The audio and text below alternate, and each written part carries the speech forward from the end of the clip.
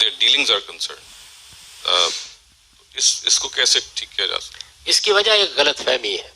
وہ غلط فہمی پورے زور کے ساتھ دور کرنی چاہیے. اس کے لیے گفتگو بھی کریں, بات بھی کریں, لوگوں کو بتائیں بھی. جس دن وہ غلط فہمی دور ہو گئی مسلمانوں کا ایک بڑی تبدیلی آ جائے گی.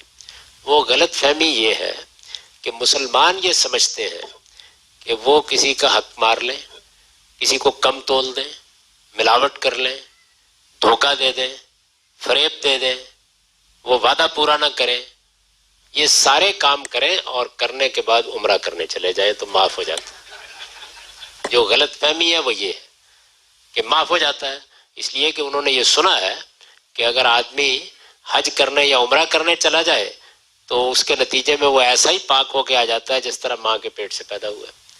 اسی طرح ان کو بتایا جاتا ہے کہ رمضان کے مہینے میں اگر آپ نے رمضان کے روزے بہت اچھے طریقے سے رکھے ہیں تو غفر لہ ما تقدم من ذنبہ, سب گناہ معاف ہو جائیں گے.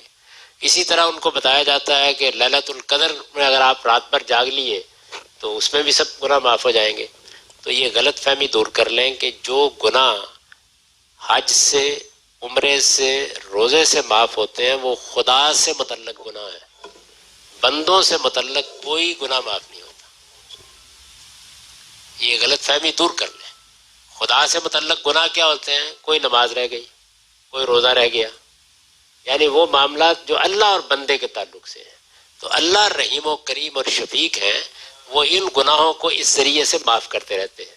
یعنی وہ بشارت دیتے ہیں کہ اچھا نمازیں چھوٹ گئی تھیں, کوئی روزے چھوٹ گئے تھے, کوئی اور غلطی ہوئی تھی تو عمرہ کرنے جاؤ گے معاف کر دوں گا, حج کرنے جاؤ گے معاف کر دوں گا, رمضان کے روزے رکھ لو گے معاف کر دوں گا, ایک جمعے سے دوسرے جمعے تک اللہ سے استغفار کرو گے معاف کر دوں گا.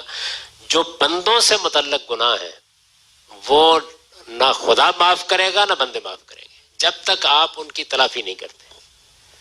تو یہ میں بڑی اچھی طرح آپ کو بتانا چاہتا ہوں کہ جب بھی انسانوں سے کوئی معاملہ آپ کو کرنا ہو تو یہ سمجھ لیجئے کہ اگر حق تلفی کی ہے, اگر کسی کی جان مال آبرو کے خلاف زیادتی کر دی ہے, اگر ملاوٹ کی ہے, اگر جھوٹ بولا ہے, اگر پابندی اوقات میں خرابی پیدا کی ہے, اگر کہیں ملازمت کرتے اس کا حق ادا نہیں کیا, تو یہ بندوں سے متعلق گناہ ہے.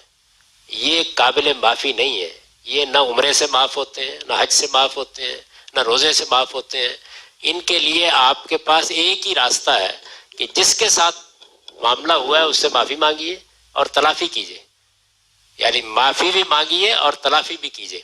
رسول اللہ صلی اللہ علیہ وسلم نے یہ فرمایا ہے کہ قیامت کے دن بندوں سے متعلق جو گناہ ہے, کسی کو قتل کر دیا, کسی کی ملاوٹ کر دی, کسی کا حق مار لیا, تو وہ بندے کو خدا کہے گا کہ آپ اٹھو اور معاملہ کر لو اس آدمی سے. تو آپ کے پاس اس آدمی کو دینے کے لیے کیا ہوگا؟ مال دولت کچھ بھی نہیں ہوگا. آپ کے پاس نیکیاں ہوں گی جو وہ مانگے گا, اور اس کے پاس برائیاں ہوں گی جو آپ کو دے دے گا. تو اس تبادلے کے لیے اگر لوگ تیار ہیں تو ٹھیک ہے. تو مسلمانوں کو یہ معلوم ہونا چاہیے کہ عبادات کا تعلق خدا کے معاملے سے ہے, باقی کسی گناہ کی معافی کا عبادات سے کوئی امکان نہیں.